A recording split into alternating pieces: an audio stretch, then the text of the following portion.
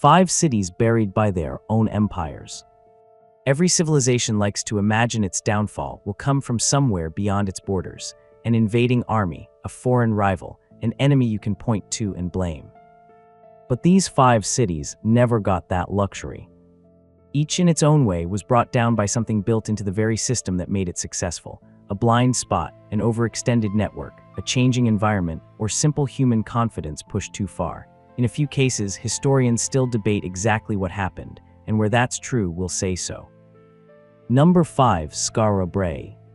This one technically breaks the rule of the title, because there was no empire here at all. Skara Brae was a small Neolithic village on the coast of Orkney, in what is now northern Scotland. Occupied between roughly 3200 and 2500 BCE, it consisted of stone houses connected by passageways, complete with stone furniture, stone shelves, and stone-lined beds. Today, it remains one of the best-preserved prehistoric settlements in Europe. Then, sometime around 2500 BCE, it was abandoned. The most widely accepted explanation is that powerful coastal storms eventually buried the settlement beneath deep layers of drifting sand. Why the community left remains uncertain, but once the dunes took over, the village disappeared so completely that its existence was forgotten. It remained hidden for nearly 4,000 years, until another powerful storm in 1850 stripped away the turf and exposed the ruins to a local landowner. So while the other cities on this list were buried beneath the weight of their own systems, Skara Brae was simply buried, literally. No empire required. Sometimes history doesn't owe us a grand lesson. Number 4. Helike. Helike was a wealthy Greek city-state on the Gulf of Corinth and an influential member of the ancient Achaean League.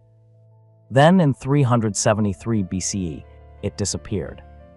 Ancient writers describe a violent earthquake followed by a massive wave that swallowed the city whole. Many blamed Poseidon himself. According to legend, Helike had offended, or even murdered, an Ionian religious delegation, and the god of earthquakes and the sea answered with a single devastating blow. For centuries afterward, sailors claimed they could still see a bronze statue of Poseidon standing beneath the water, trident raised above the submerged ruins. Modern geology tells a more complicated story. Recent research suggests there may not have been a tsunami at all. Instead, some scientists argue that the earthquake triggered widespread ground failure and enormous mudflows that buried the city beneath layers of sediment carried inland by nearby rivers. Whatever the exact mechanism, the outcome is clear. One of Greece's most prosperous cities vanished almost overnight. Its story became so famous that some scholars have suggested Helike may have helped inspire later traditions surrounding Atlantis, although that connection remains speculative. Number 3. Cahokia. Near present-day St. Louis stood Cahokia, the largest city north of Mexico for several centuries. At its height around 1100 CE, tens of thousands of people lived there, possibly more than London at the same time. Massive earthen monuments dominated the landscape, including Monk's Mound, which remained the tallest human-made structure in what is now the United States until 1867. This was a true urban center built by the Mississippian people without a written language or the wheel.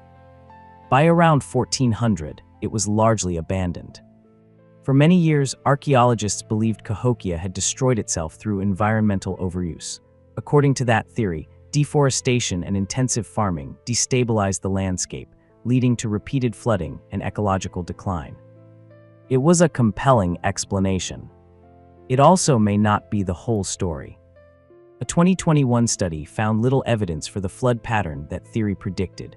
Other research instead points toward prolonged drought and broader climatic instability, placing enormous pressure on a city that depended on consistent agricultural production. Many archaeologists now believe there was no single cause. Environmental stress, political instability, social change, and resource pressures may all have reinforced one another until the city gradually emptied. Whatever the combination, Cahokia was not conquered by an invading empire. It unraveled from within. Number 2. Angkor.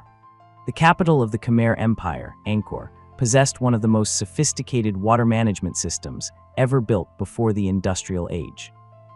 An immense network of reservoirs, canals, embankments, and moats transformed Southeast Asia's unpredictable monsoon climate into a reliable engine for rice agriculture. That hydraulic system allowed Angkor to become one of the largest urban centers on Earth, spreading for miles around monuments like Angkor Wat. Then, during the 14th and 15th centuries, the climate changed. Long periods of severe drought were followed by unusually intense monsoon rains. The irony is difficult to miss. The engineering that made Angkor extraordinarily successful also made it extraordinarily vulnerable. Its population, infrastructure, and food production depended upon one vast interconnected system. When drought damaged reservoirs and later floods overwhelmed canals and embankments, there was no smaller network capable of replacing it. Archaeologists have even uncovered evidence suggesting bridges were dismantled and repurposed as emergency flood defenses in what appears to have been a desperate attempt to save the failing water system. Angkor was not defeated because an enemy marched through its gates. It was overwhelmed because the system that created its greatness could no longer withstand the conditions it faced. Number 1. Pompeii's. You already know how this story ends. In late 79 CE, Mount Vesuvius erupted, burying Pompeii and the nearby town of Herculaneum beneath thick layers of ash and pumice. Much of what people remember today comes down to one haunting detail: the plaster casts of the victims. Beginning in the 1860s, archaeologists poured plaster into the hollow spaces left behind as bodies decomposed inside the hardened ash, preserving the final positions of people caught in the disaster, families huddled together, individuals frozen mid-run, and others sitting where they had made their final decision to wait. What makes Pompeii remarkable isn't simply that it stood beside a volcano. Rome had transformed it into a fashionable resort town filled with villas, vineyards, bathhouses, and luxurious estates, all built on the fertile slopes beneath Mount Vesuvius. The mountain had not erupted in centuries. To those living there, it wasn't a threat.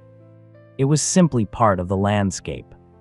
Ironically, the rich volcanic soil that made the region so productive was created by the very geological forces that would eventually destroy it. When the eruption began, there were warning signs: earthquakes, rising smoke, and ash falling from the sky, but few people had any reason to recognize what those signs truly meant.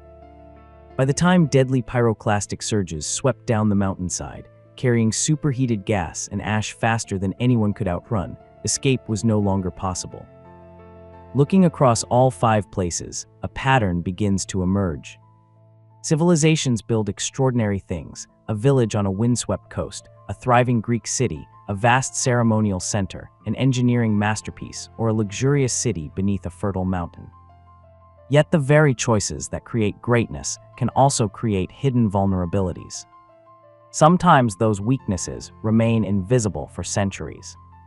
Sometimes, as with Helike, historians are still debating exactly what happened. The lesson isn't that ambition is dangerous. It's that the larger and more interconnected a system becomes, the more difficult it can be to adapt when the world changes around it. By the time people realize the ground beneath them is no longer stable, history has often already begun to bury their city.